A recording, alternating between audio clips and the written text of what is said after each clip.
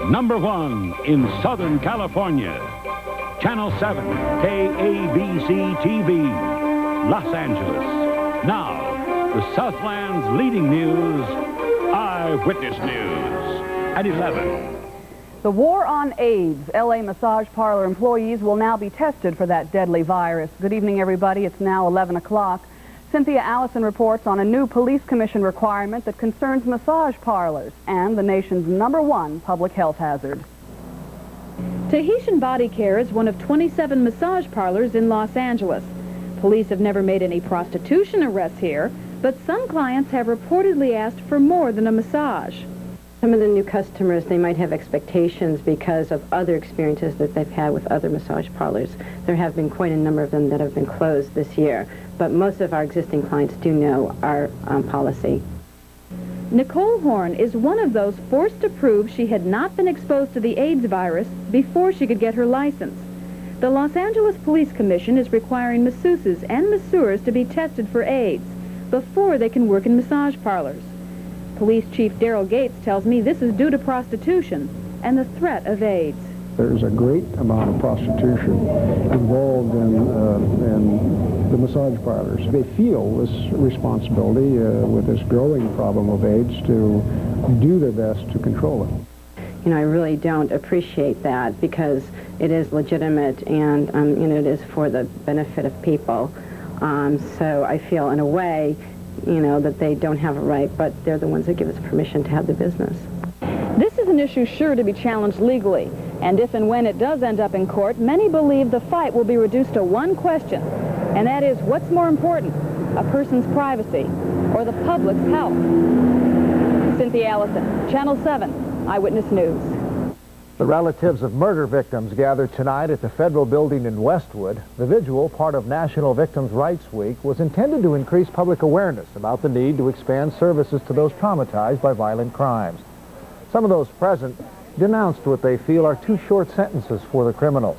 They said too often the punishment doesn't fit the crime. Originally, the vigil was to have been much larger, but some organizing problems caused cancellation of the observance. Nevertheless, this group, holding lighted candles and pictures of the victims, decided to go through with their own vigil. Similar gatherings were planned in communities all across the nation tonight. And Harold, 59-year-old Lawrence Singleton, a paroled rapist who served 8 years of a 14-year, 4-month sentence, is being held under guard at a secret location. 8 years ago, he raped 15-year-old Mary Vincent and hacked off her forearms, leaving her for dead.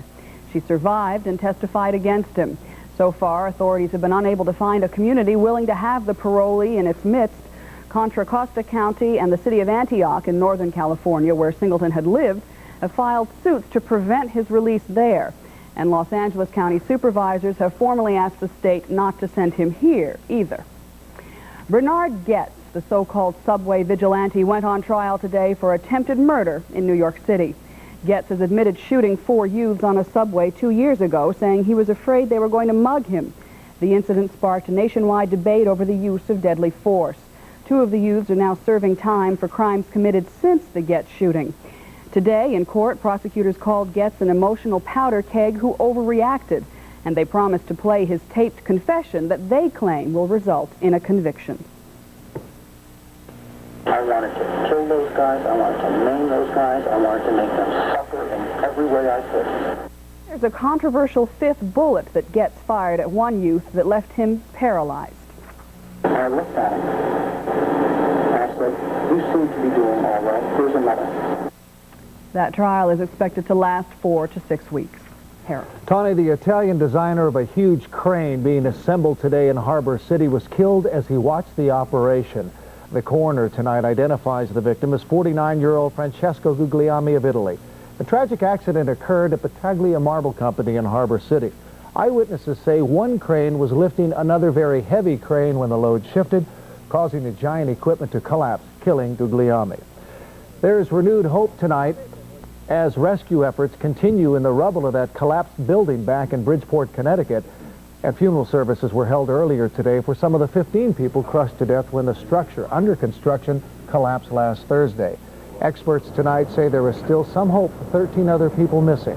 Pockets of open spaces have been found in the wreckage, leading them to believe there may be other places where people could be alive. However, what now is being called a rescue operation is soon to become one of body recovery, according to one official.